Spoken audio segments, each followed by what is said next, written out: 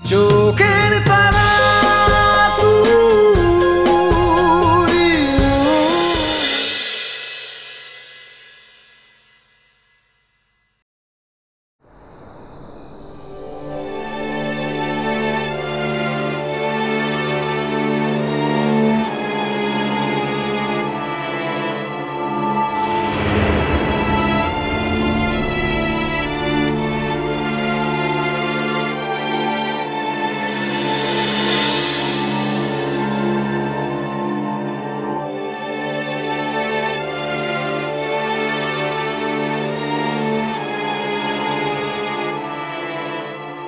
ওষুধ খাওয়ানোর পরেও কেন জ্বরটা কমছে না কিছুই তো বুঝতে পারছি না।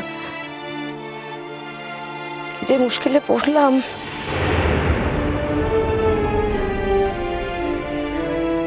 তুতুল, তুতুল, তুতুল, পরমা,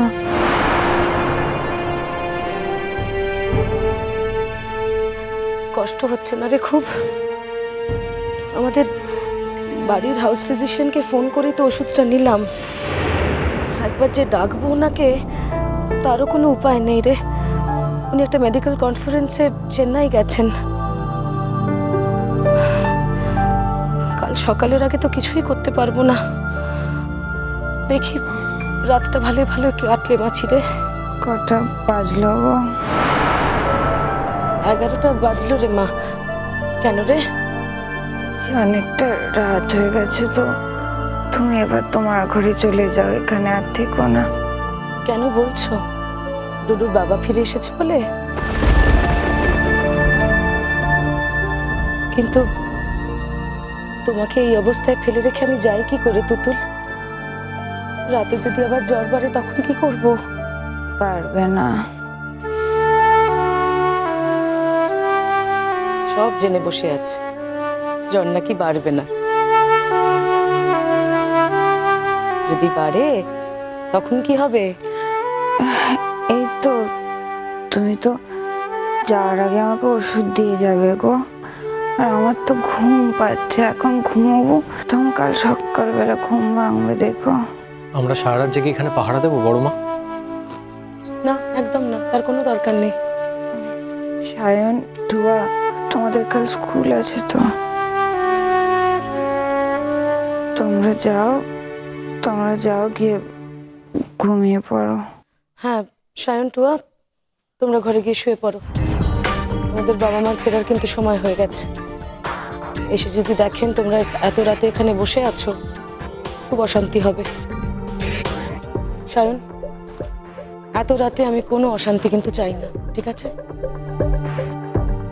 কিন্তু বড় মা, তুতুল দিদির তো এত জ্বর, তাহলে কালকে আর তুতুল দিদির যাওয়াটা হবে না বলো?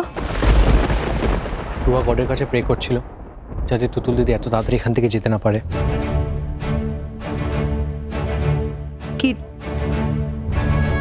কি দিয়ে আমরা ওকে ধরে রাখবো বল? আমাদের তো ওকে ধরে রাখার মতো কোনো জোরই নেই মা। তুতুল দিদির জ্বর হয়েছে বলে খুব খারাপ লাগছে, কিন্তু বড় মা, তুতুল দিদির জ্বর হয়েছে বলেই তো আর কাল যাওয়াটা হবে না।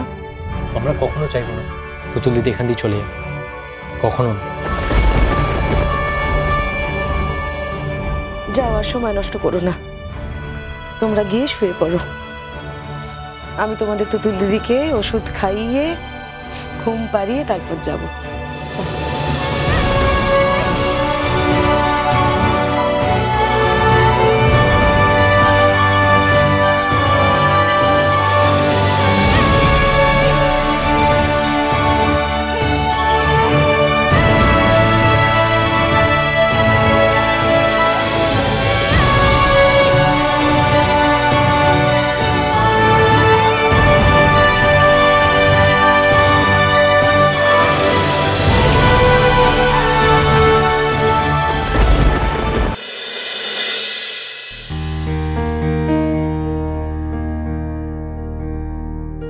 সারা বাড়ি অন্ধকার, সবাই ঘুমিয়ে পড়েছে।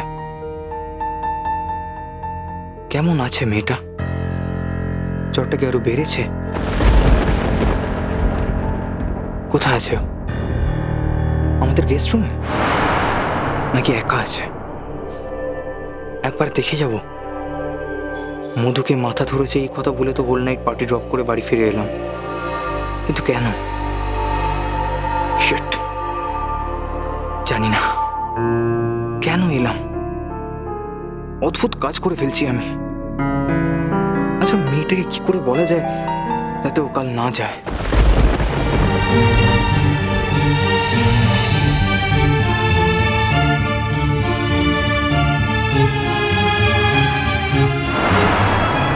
আমি বাজি রাখছি, কাল কিছুতেই তুতুল দিতে যাওয়া হবে না। আমি বলছি দাদাভাই যখন একবার বলেই দিয়েছে চলে যেতে, জ্বর না কমলেও তুতুল দিদি আর কিছুতে এখানে থাকবে না। কি রে, কি হয়েছে রে? কই কিছু না তো। না মানে এত অন্ধকারে কোথায় ঘোরাঘুরি করছিলিস? তুতুল দিদির ঘরে গিয়েছিলাম। পুতুল দিদির রুমে? মানে গেস্ট রুমে আছে।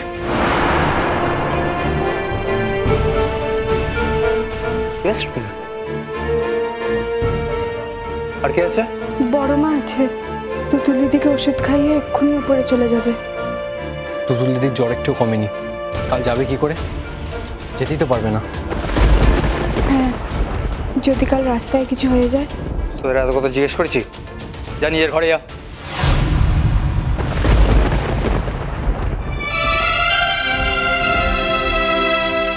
কি করবো এখন? একবার যাব?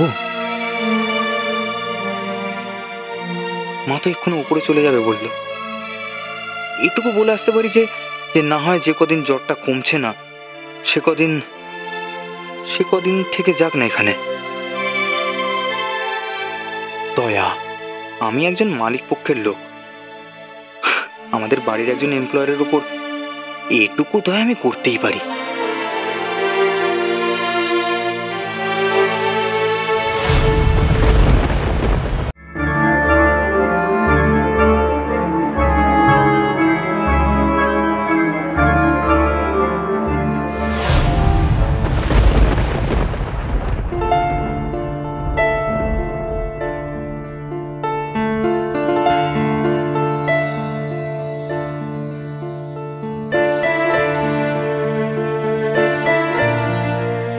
মেয়েটা ঘুমিয়ে পড়েছে, ওষুধটাও তো খাইয়ে দিয়েছি, এবার নিশ্চয়ই জ্বরটা কিছুটা কমবে। পারলে মাঝরাতে আরেকবার এসে দেখে যাবো ক্ষণ। জল, এই তো জলটাও মাথার কাছে রেখেছি। ঠিক আছে।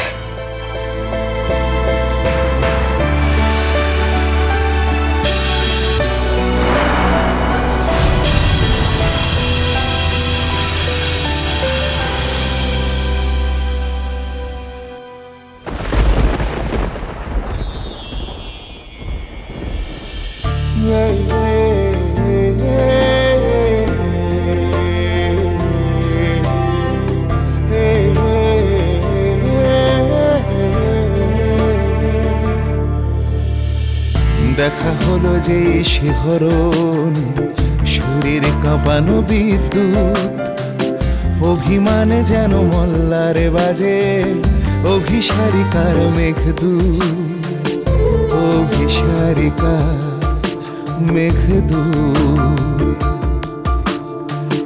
দেখা হলো যে শিহরণ, শরীর কাঁপানো বিদ্যুৎ, অভিমানে যেন মল্লারে বাজে অভিসারিকার মেঘদূত। মেয়েটা সারা রাত একা একা থাকবে, যদি জ্বর বেড়ে যায়।